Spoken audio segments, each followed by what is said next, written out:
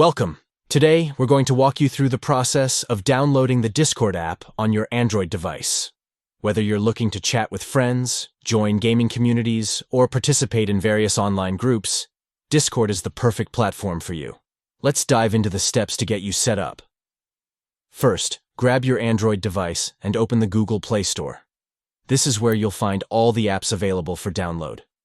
If you're not sure where it is, you can usually find the Play Store icon on your home screen or in the app drawer. Once you're in the Play Store, look for the search bar at the top of the screen. Type in Discord and hit search.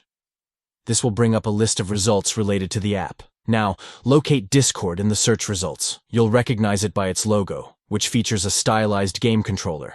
Tap on the Discord app to open its page. After that, you'll see an Install button. Go ahead and tap it to start downloading the app. Depending on your internet connection, this may take just a moment. Once the app has finished downloading, it will automatically install on your device. Once the installation is complete, you can open the app directly from the Play Store by tapping the Open button.